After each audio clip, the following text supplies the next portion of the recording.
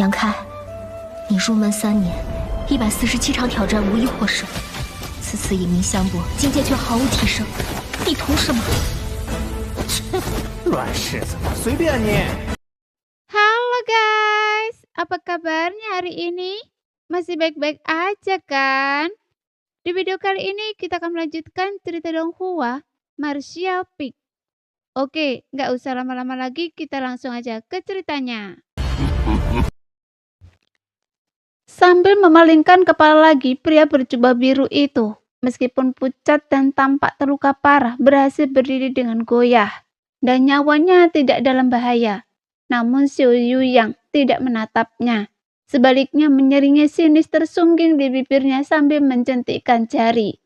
Kemudian aliran cahaya seperti sebelumnya melesat ke segala arah, menghantam berbagai seniman bela diri di kerumunan. Bersamaan dengan gerakan Xiao Yuyang, Go Sweating juga bergerak. Wanita muda itu dengan ekspresi serius membentuk segel tangan di udara, mengubahnya menjadi rune yang kemudian berbagi menjadi jaring-jaring kecil, melesat ke segala arah. Jaring-jaring ini tampaknya memiliki kesadarannya sendiri, dengan cepat menemukan target dan menjerat tubuh para seniman bela diri. Para seniman bela diri yang terperangkap dalam jaring-jaring kecil itu mengerang, tetapi jaring-jaring itu seolah tak menembus apapun, muncul dari balik mereka. Sekarang, di dalam jaring-jaring ini banyak benih cian telah muncul. Wanita muda itu membuat segel tangan lagi dan jaring-jaring itu meledak, menghancurkan benih-benih yang terperangkap di dalamnya. Apa ini? Seorang seniman bela diri berteriak ketakutan, mundur dengan tergesa-gesa. Meskipun kedua ahli alam kaisar yang kuat itu tidak berniat membunuh, banyak yang masih ketakutan saat melihat benih-benih aneh ini di dalam tubuh para seniman bela diri di dekatnya. Saat itu serangkaian jeritan melengking menggema dari segala arah di alun-alun. Segera setelah itu gelombang kekuatan dahsyat muncul. Tiba-tiba entitas aneh seperti pohon muncul di antara kerumunan. Makhluk-makhluk ini tampak tidak berbeda dari pohon pada pandangan pertama, tetapi mereka memancarkan aura yang sangat jahat. Dan di tengah batangnya jelas terdapat wajah-wajah manusia. Yangke juga terkejut. Ia menyaksikan langsung transformasi dramatis seorang seniman bela diri di sampingnya dalam waktu yang sangat singkat. Seniman bela diri ini yang telah mengobrol dan tertawa dengan teman-temannya, mendiskusikan kesempatan yang akan mereka miliki untuk memasuki pagoda 5 warna. Wajahnya berseri-seri karena kegembiraan. Tiba-tiba dicengkram oleh rasa sakit yang luar biasa. Pada saat yang sama, cahaya kebiruan memancar dari perutnya. Kulitnya memecah-pecah, darah mengalir deras, dan sesuatu yang lain tampak muncul dari dagingnya. Dalam sekejap mata, seniman bela diri itu telah berubah wujud menjadi sesosok pohon di depan matanya. Wajahnya terbenam tepat di tengah batang pohon, meronta dan melolong dengan ekspresi ganas sebelum terdiam.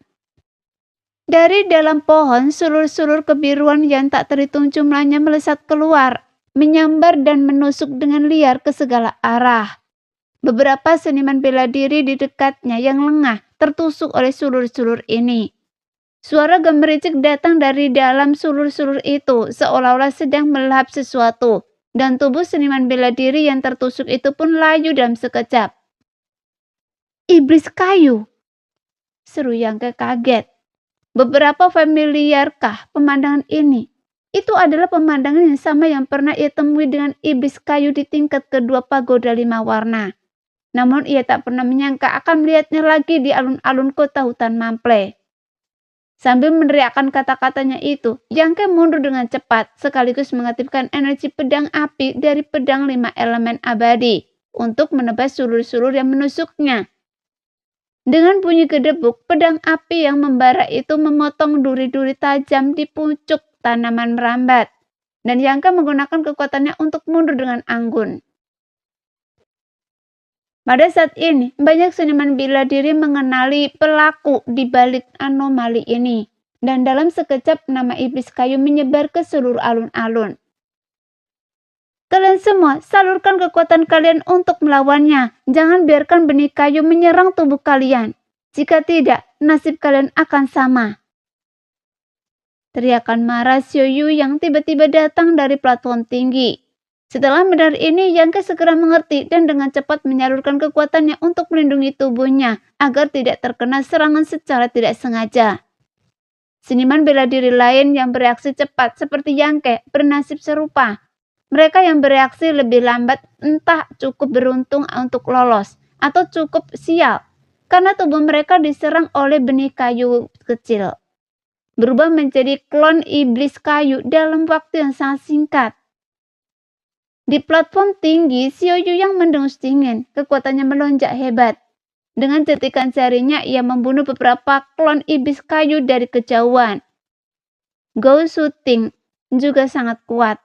Melihat situasi semakin tak terkendali, ia tak kenal ampun dengan sigap dan tegas membantai klon-klon iblis kayu. Sementara itu, 4 ahli alam kaisar lainnya melakukan hal yang sama di seluruh kota hutan Mample. Ketika banyak seniman bela diri kembali ke alun-alun dari pagoda 5 warna, banyak pula yang langsung pergi. Di antara mereka terdapat banyak tubuh mereka yang telah dirusak oleh benih iblis kayu. Melihat situasi yang genting, mereka semua menampakkan wujud asli mereka. Dalam sekejap, ke-6 ahli alam kaisar itu menghabisi klon-klon iblis kayu semudah memotong sayuran. Setelah menyadari betapa merepotkannya iblis kayu, para prajurit kota hutan Mample pun mulai menggunakan kekuatan mereka untuk melindungi diri.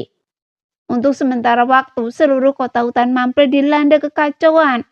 Namun situasi keseluruhan masih relatif jelas. Klon-klon iblis kayu ini tidak terlalu kuat, tetapi metode mereka sangat aneh. Benih iblis kayu yang mereka pancarkan dapat diam-diam menyerang tubuh seorang seniman bela diri.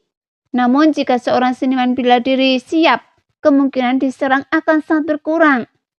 Dengan upaya gabungan dari banyak seniman bela diri, krisis yang ditimbulkan oleh iblis kayu tampaknya dapat diselesaikan dengan cepat. Setengah hari kemudian, kota hutan Mample dipenuhi mayat-mayat klon iblis kayu. Mayat-mayat ini awalnya milik para seniman bela diri kota hutan Mample. Tetapi setelah dirusak oleh benih kayu, mereka semua telah berubah menjadi makhluk sejenis lain. Agar tidak gagal melenyapkan ancaman sepenuhnya, 6 ahli alam kaisar secara khusus terpencar dan berpatroli di seluruh kota hutan Mample.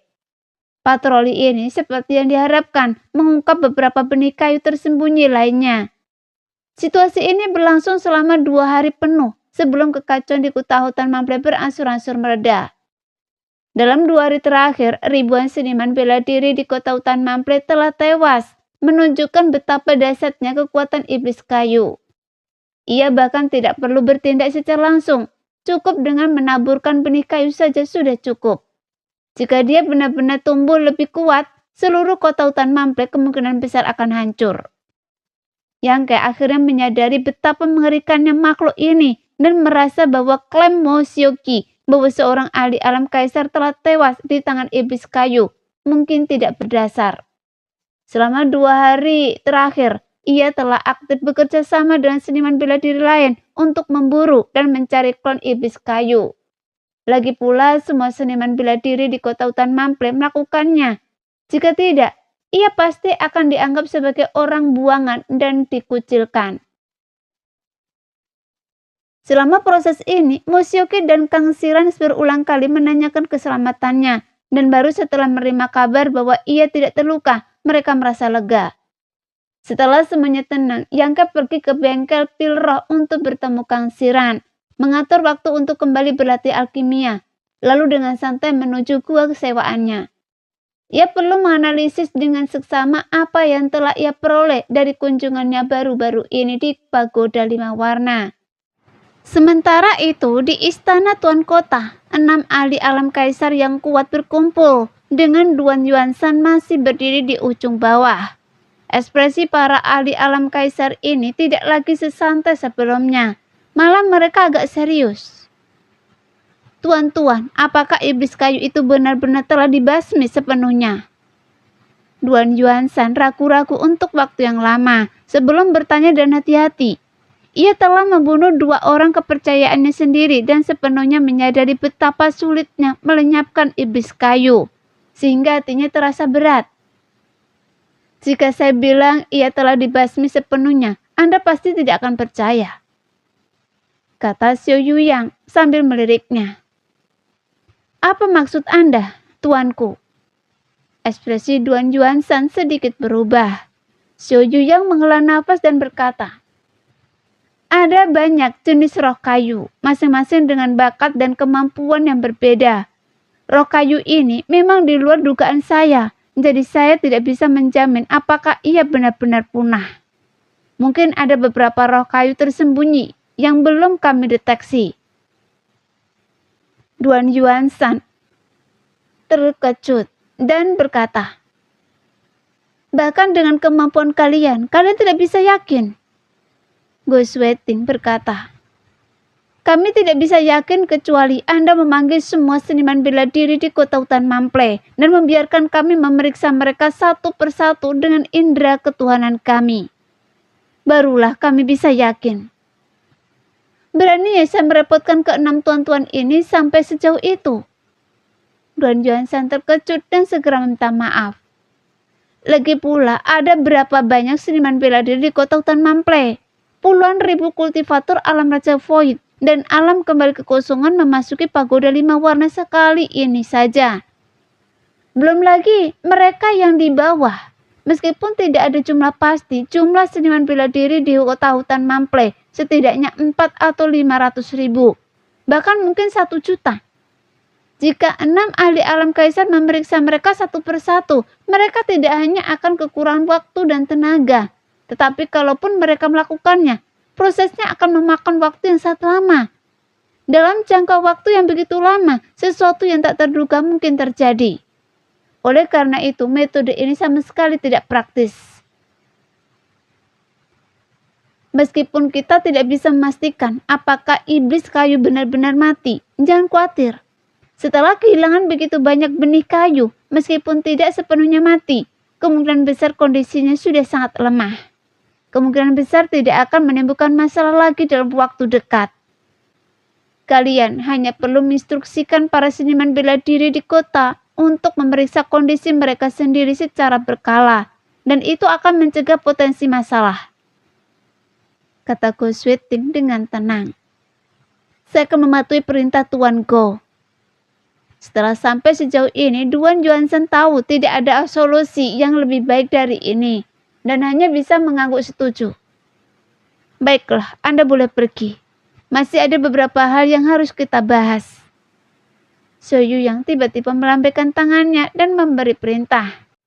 Duan Yuansan kembali meminta maaf dan segera mundur, tidak berani bersikap tidak sopan sedikit pun.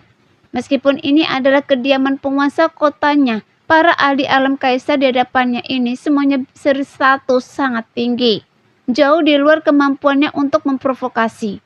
Bahkan bertemu satu dari mereka sekali sehari saja sudah sangat jarang, apalagi keenamnya berkumpul bersama. Bagaimana mungkin dia berani menentang? Setelah Duan Yuansan pergi, Xiao Yuyang tiba-tiba melambaikan tangannya dan sebuah kekuatan tak terlihat melonjak keluar, meliputi ruangan tempat keenamnya berada. Zheng Yuan, wakil presiden Serikat Pedagang 7 Cahaya, menyipitkan matanya, agak terkejut dan bertanya,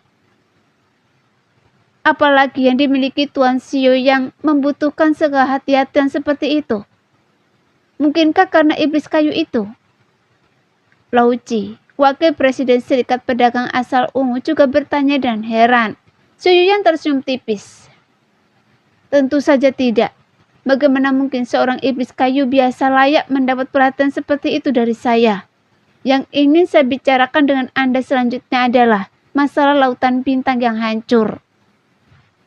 Lautan bintang yang hancur? Mendengar ini, 5 ahli alam kaisar lainnya tak kuasa menahan diri untuk sedikit berubah warna. Feng Ming dari istana Wuhua berkata sambil berpikir, apakah maksud Tuan Xiao pintu masuk ke lautan bintang yang hancur akan segera terbuka?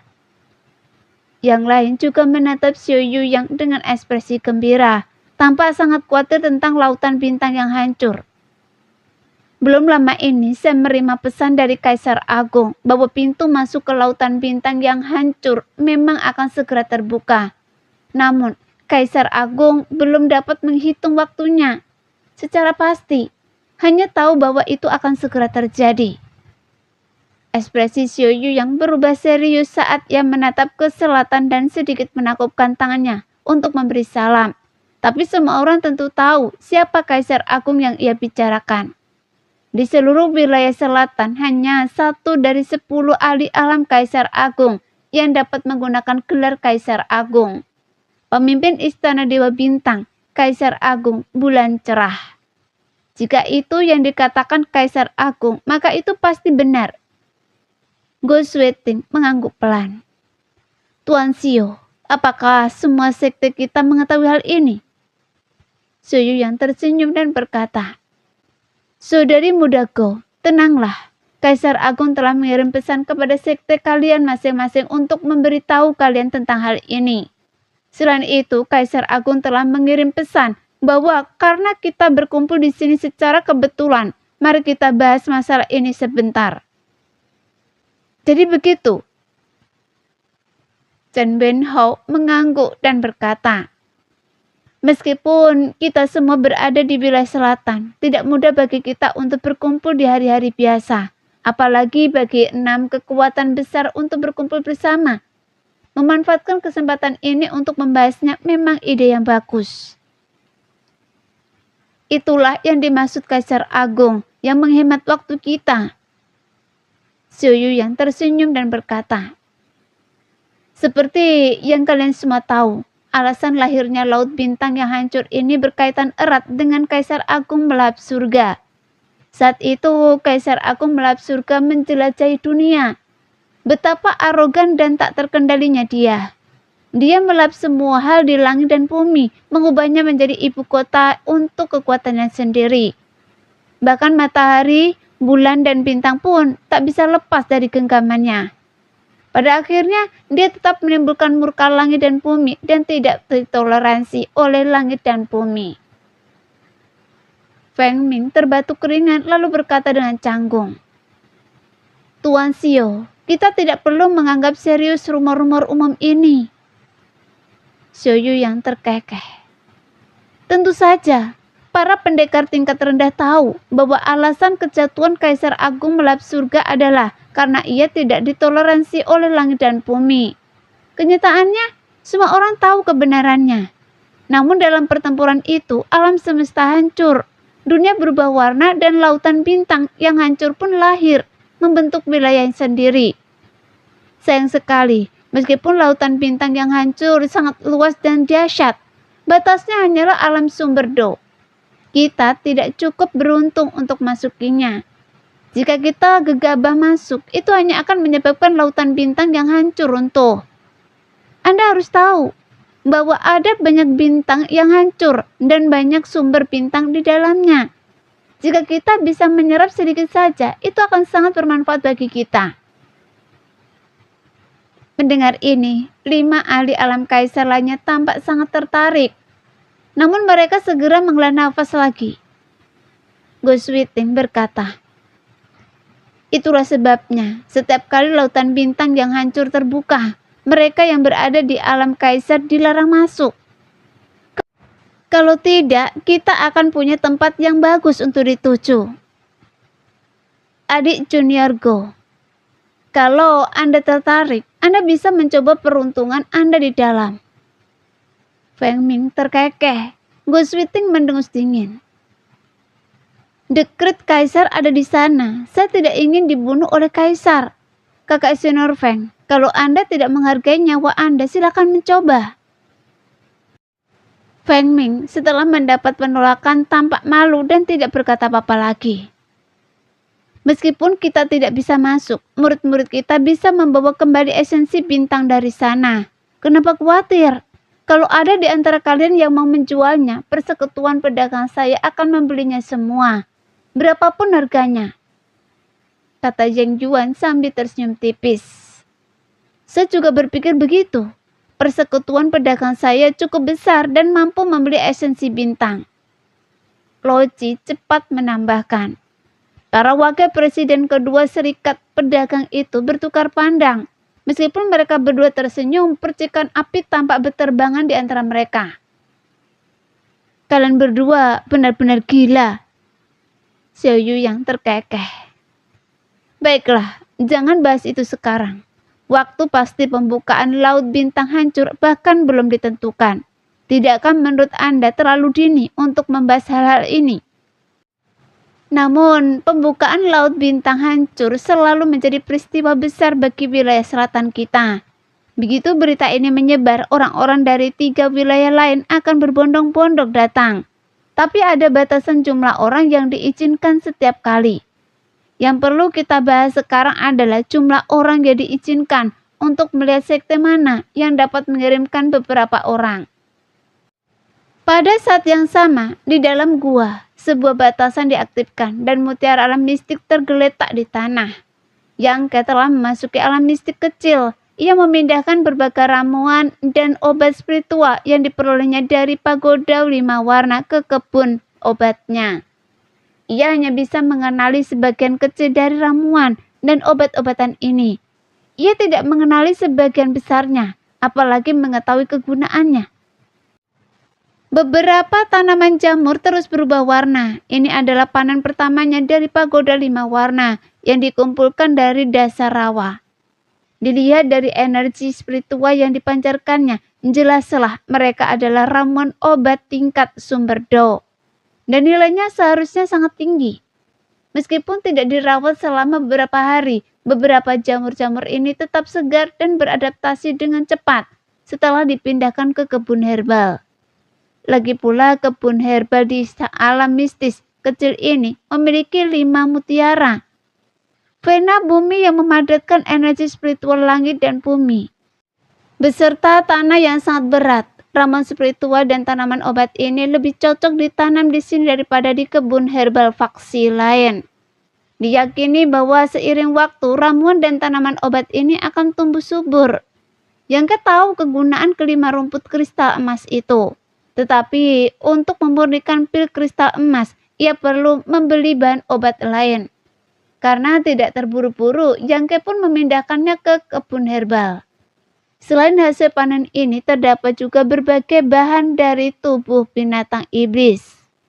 Yangke merapikan material-material itu sebentar. Berencana menjualnya dalam beberapa hari, karena ia tidak perlu memurnikan harta rahasia apapun. Material dari binatang iblis ini tidak berguna baginya. Ia mungkin juga menukarnya dengan kristal sumber. Ia juga mengeluarkan buah sumber do, memeriksanya sebentar lalu menyimpannya.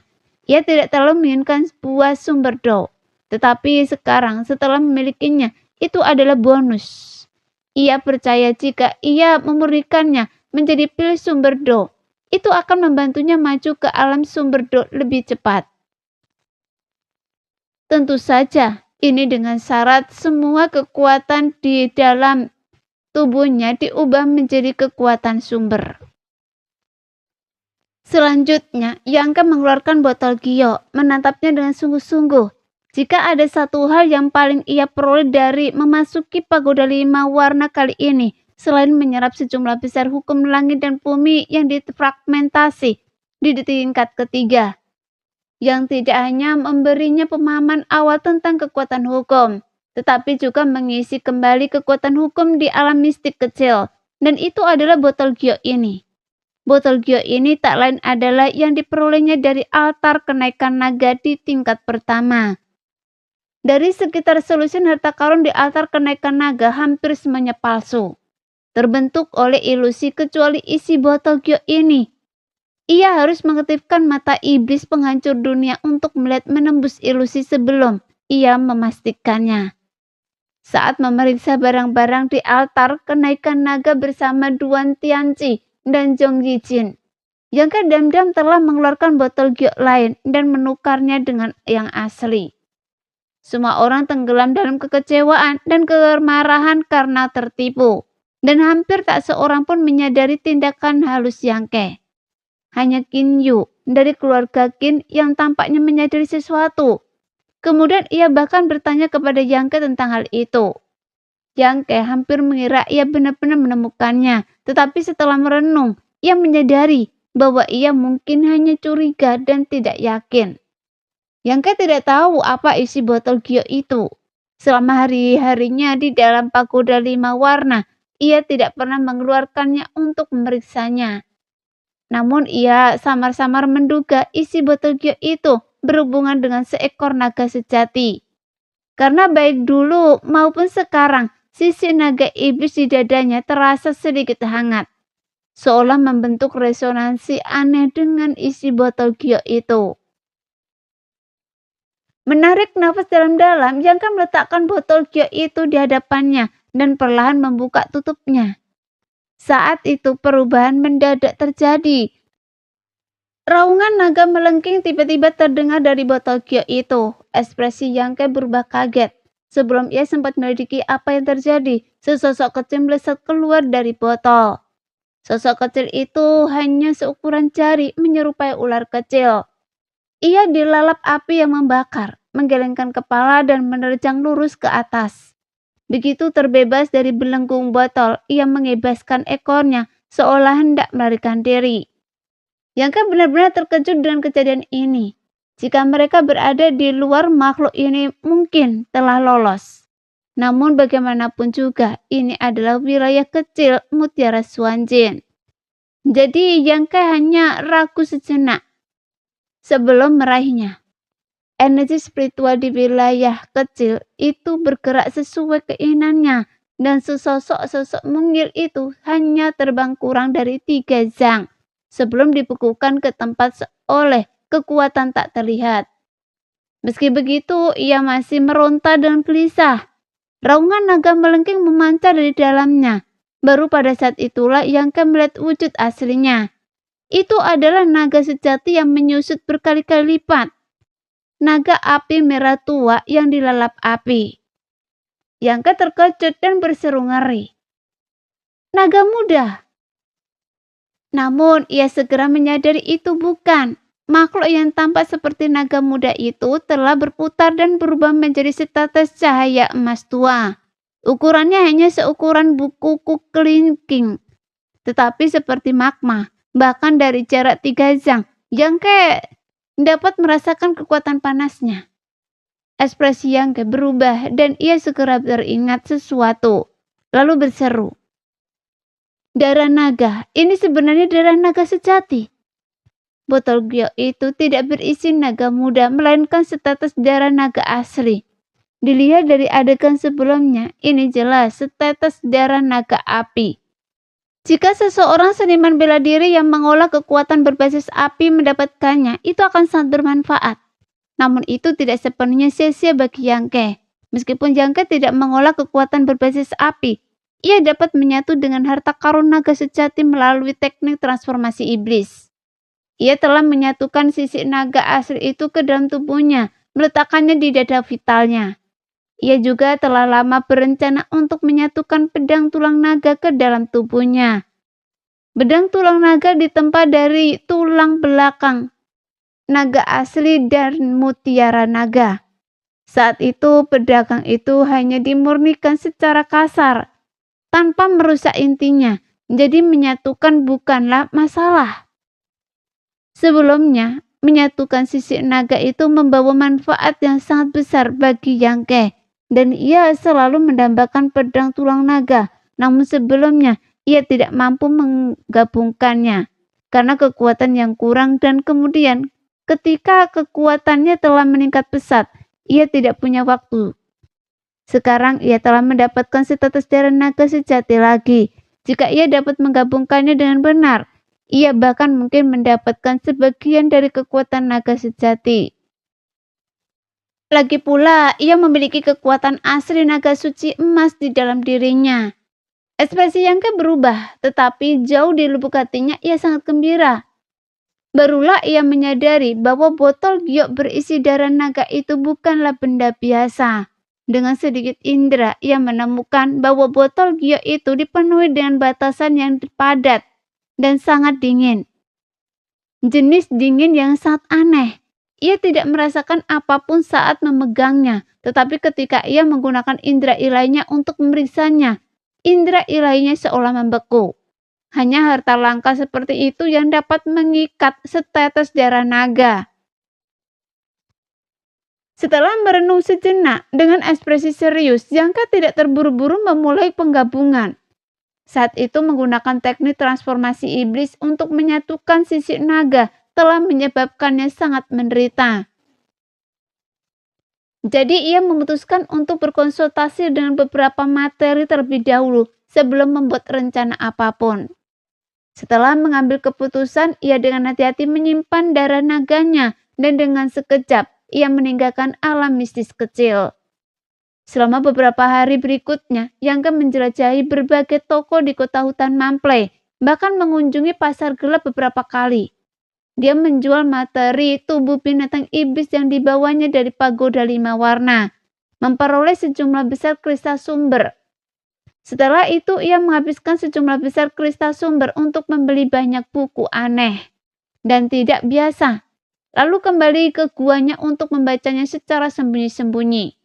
Pengalamannya jelas memasuki batas bintang telah mengajarkannya bahwa ia perlu segera mengumpulkan informasi tentangnya.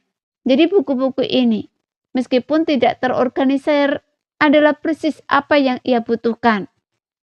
Buku-buku tersebut berisi pengenalan sekte-sekte besar, alam rahasia, distribusi kekuatan, medan, dan bahkan beberapa ilustrasi tanaman obat. Informasi umum ini tidak sulit diperoleh, dan setelah beberapa hari membaca, Yangka akhirnya memperoleh pemahaman umum tentang alam bintang. Beberapa buku juga mencatat beberapa informasi tersembunyi, tetapi Yangka tidak dapat memastikan apakah itu benar atau salah. Sayangnya ia tidak menemukan banyak informasi tentang klan naga sejati. Hanya mengetahui bahwa terdapat sebuah pulau naga di batas bintang yang dihuni oleh banyak naga. Ia menemukan cukup banyak informasi tentang penggabungan harta karun naga sejati ke dalam tubuh seseorang. Sebagian besar menyatakan bahwa diperlukan teknik kultivasi khusus dan hal ini bervariasi dari orang ke orang. Bahkan jika seseorang berhasil menggabungkannya, jika fisiknya tidak cukup baik, mereka akan dilahap oleh harta karun naga sejati dan mati. Yangka merasa seharusnya tidak ada masalah baginya.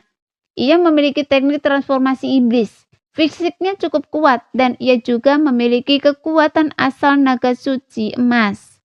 Membuatnya sangat cocok untuk menggabungkan harta karun naga sejati. Namun masalah ini tidak bisa terburu-buru. Prioritas utamanya saat ini adalah maju ke alam sumber Do. Kemajuan alam yang signifikan akan cukup untuk membawa perubahan luar biasa pada kekuatannya. Waktu berlalu begitu cepat dan setengah bulan pun berlalu. Yangka meninggalkan guanya dan pergi ke bengkel pil roh. Sesuai kesepakatan dengan Kang Siran, ia memasuki bengkel alkemis untuk meracik pil. 10 hari kemudian, ketika Yangka selesai meracik pil roh secukupnya dan keluar dari bengkel alkemis, Kang Siran sudah berdiri di sana menunggu dengan senyum di wajahnya. "Manajer Kang?" Yangka menyapanya dengan kepalan tangan salam telapak tangan. "Tuan Yang, terima kasih juga atas bantuan Anda kali ini." Kang Siran tampak sedang dalam suasana hati yang baik. Senyumnya membuat wajah tuannya berkerut. "Ini hanya masalah kesepakatan. Manajer Kang, Anda tidak perlu khawatir." Yangka tersenyum dan berkata, "Dilihat dari ekspresi Anda, Manajer Kang, apakah ada kabar baik?" "Tidak, tapi 2 alkemis yang dikirim oleh kantor pusat telah tiba 5 hari yang lalu." "Oh, jadi begitu." Yangka mengerti. Kang Siran mengkhawatirkan pasokan pil untuk bengkel pil roh. Sebelumnya semua alkemis di bengkel telah dibajak oleh pavilion pil dan senjata saingan. Jika bukan karena Yangka yang beberapa kali memberikan pil untuknya, bengkel pil roh mungkin terpaksa tutup. Sekarang setelah para alkemis yang dikirim oleh markas besar kamar dagang Zizuan akhirnya tiba, kekhawatiran Kang Siran pun sirna. "Kalau begitu selamat, Manajer Kang." Yangka tersenyum.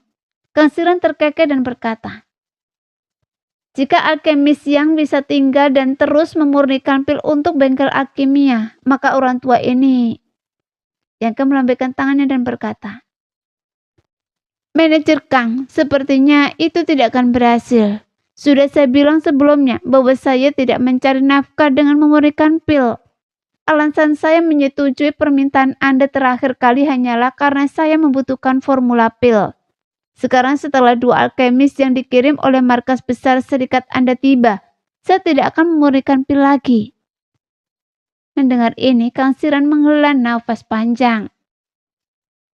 Sayang sekali, padahal dengan kemampuan alkemis yang, jika Anda bisa fokus pada alkimia, prestasinya di masa depan mungkin tidak akan jauh lebih buruk daripada Master Huang Fu dari markas besar. Yang tersenyum tipis. Karena alkemis Anda sudah bertekad untuk pergi, maka orang tua ini tidak akan membujuknya lagi. Jumlah pil roh yang telah Anda sempurnakan sebelumnya dan kali ini cukup banyak. Saya akan menghitung dengan cermat berapa banyak kristal asal yang harus dialokasikan dan mengirimkannya ke gua tempat tinggal Anda. Terima kasih. Yang mengangguk. Kalau begitu, saya pamit. Kang Siran mengangguk dan berjalan keluar bersama Yangke. Di tengah perjalanan, Kang Siran tiba-tiba berkata, "Tuan Yang, jika saya boleh bertanya, apakah Anda sangat membutuhkan berbagai formula ramuan?" "Lumayan. Manajer Kang punya koneksi." Mata Yangke berbinar. "Kalau manajer Kang punya formula pil yang tidak saya ketahui, saya bisa membelinya. Harganya pasti memuaskan, Tuan." Kang Siran tersenyum dan berkata, "Tuan Yang telah berjasa besar kepada saya. Kalau saya memang punya formula pil, kenapa tidak saya berikan saja? Harganya sudah tak perlu dibicarakan lagi." "Manajer Kang tidak punya formula pil?" Yang tampak terkejut. Kang Siran tersenyum misterius dan berkata, "Meskipun saya tidak punya, saya tahu tempat yang seharusnya punya. Lagi pula kalau tempat itu nyata, bukan hanya punya banyak formula pil, tapi mungkin juga warisan seorang alkemis ahli." "Apa maksud Anda?" Yang kemurutan kening. "Baiklah Tuan Yang, ikutlah dengan saya dan saya akan menjelaskannya secara detail." Kang Siran berpikir sejenak dan menuntun Yangke ke kamarnya. Tak lama kemudian keduanya masuki ruangan. Kang Siran memesan teh sebelum memulai penjelasannya. Setelah mendengarkan sejenak, Yangke akhirnya mengerti bahwa Kang Siran memiliki informasi tentang keberadaan sebuah gua. Gua ini kemungkinan besar ditinggalkan oleh seorang alkemis Grandmaster. Ia telah mengetahui informasi ini selama bertahun-tahun, tetapi keterbatasan tenaganya menghalanginya untuk menyelidiki lebih dalam. Namun ia telah menyelidikinya secara instinktif dan bahkan mengunjungi situs tersebut secara langsung, sehingga ia yakin sekitar 80% kebenarannya. "Ini benar-benar gua milik seorang alkemis Grandmaster?" Hati Yangke membara karena kegembiraan dan ia bertanya dengan penuh semangat, "Lalu siapa Grandmaster ini?" "Gong Sunmu. Apakah alkemis yang pernah mendengar tentang orang ini?" Kang Siran menjawab perlahan. "Gong Sunmu?" Yang mengerutkan kening. Mengingat buku-buku yang telah dibacanya beberapa hari yang lalu, ia samar-samar tampak pernah melihat nama ini sebelumnya, tetapi tidak banyak deskripsi detail. Melihat ekspresinya, Kang Siran tersenyum tipis dan berkata, "Jika alkemis yang belum pernah mendengar tentang Gong Sunmu, maka Anda pasti tahu bahwa di antara 10 kaisar agung, salah satu dari mereka memiliki keterampilan alkimia yang tak tertandingi. Mencapai puncak kesempurnaan. Kaisar Agung Pil Ajaib." Yang mengangkat alisnya. "Benar. Di antara 10 kaisar agung, hanya Kaisar Agung Pil Ajaib yang mencapai do melalui alkimia. Mencapai puncak tertinggi dan dihormati oleh semua orang." "Jadi, manajer Kang, apa hubungan antara Gong Sunmu dan Kaisar Agung Pil Ajaib?" Yang bertanya dan serius. Kalau begitu, Gongsumu adalah salah satu dari 3 murid agung Kaisar Agung Pil Ajaib. Kang Siran tersenyum tipis, ekspresi Yangke berubah. Awalnya saya tidak memenuhi syarat untuk mengetahui rahasia seperti itu, tetapi saya telah menyelidiki gua itu selama bertahun-tahun. Jadi saya tahu lebih banyak daripada yang lain. Gongsunmu adalah murid terakhir Kaisar Meidon. Dan juga yang termuda. Kaisar Meidon tampaknya sangat menyayanginya, tetapi sangat tidak tahu apa yang dilakukan Gongsunmu hingga menyinggung Kaisar Meidon. Tetapi ia dikeluarkan dari sekte Kaisar 3000 tahun yang lalu dan akhirnya mengasingkan diri di wilayah selatan. Meninggal jauh dari rumah. Sungguh tragis. Gongsumu memiliki latar belakang yang begitu kuat. Bagaimana manajer Kang bisa yakin bahwa itu adalah guanya? Meskipun Jangka terkejut, ia tetap bertanya dengan hati-hati. Kang Siran tersenyum dan berkata, tentu saja saya punya alasan. Begini, ketika Gongsunmu mengeluarkan dari sekte Kaisar Medan, ia memiliki seorang pelayan. Pelayan itu hanya bertanggung jawab untuk mengurus kehidupan sehari-harinya. Tetapi kemudian Gongsunmu yang kepribadian berubah drastis, mengusirnya. Dan informasi yang saya peroleh berasal dari keturunan pelayan itu. Gongsunmu dulunya adalah seorang pria berstatus tinggi, sehingga para pelayannya pun cukup berkuasa. Setelah diusir oleh gurunya, dia mengasingkan diri di wilayah selatan. Menikah, memiliki anak, dan membangun keluarga sendiri. Namun seiring bertambahnya keluarga, kemampuan para keturunannya pun sangat bervariasi, yang pada akhirnya menyebabkan kemunduran dan kehancuran keluarga. Hingga lebih dari 100 tahun yang lalu, hanya satu pewaris yang tersisa. Pewaris ini diselamatkan oleh Kang Siran saat diburu musuh. Tetapi sayangnya, lukanya terlalu parah untuk diselamatkan oleh Kang Siran. Sebelum meninggal, pewaris tersebut dengan senang hati mengungkapkan rahasia keluarga yang diwariskan secara lisan. Beginilah cara Kang Siran memperoleh informasi tentang Gua Gongsunmu. Sebuah kisah yang agak aneh dan berbelit-belit. Namun Jangka tidak meragukannya. Pertama, setelah menghabiskan beberapa waktu bersama Kang Siran, ia merasa bahwa Kang Siran adalah orang yang baik, bukan orang jahat, dan tidak punya alasan untuk menipunya. Kedua, ada banyak kebetulan di dunia ini dan bahkan ia sendiri telah mengalaminya. Setelah berpikir sejenak, Yangga berkata, jika itu memang Gua Gongsunmu, maka tempat itu layak untuk dijelajahi. Namun, mengapa manajer Kang memberitahu saya? Kamar dagang Anda penuh dengan orang-orang berbakat. Banyak di antaranya lebih kuat dari saya, kan? Bukankah lebih baik meminta mereka pergi? Kang Siran terkekeh. Tuan Yang terlalu memikirkannya. Markas kamar dagang saya memang penuh dengan orang-orang berbakat. Dengan banyak sekali ahli alam asado. Jika kita meminta mereka pergi bersama, tingkat keberhasilan dan keamanannya akan sangat meningkat. Tetapi jika itu masalahnya, berapa banyak keuntungan yang akan saya dapatkan? Tuan Yang seharusnya tahu bahwa ini adalah masalah pribadi, bukan masalah kamar dagang.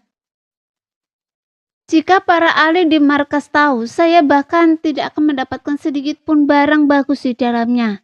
Rencana saya selalu adalah menemukan seseorang dengan kekuatan yang sama untuk pergi bersama saya. Saya harap Tuan Yang mengerti ini. Nah, sekian dulu cerita kali ini. Kita lanjut lain hari ya guys ya. Bye-bye.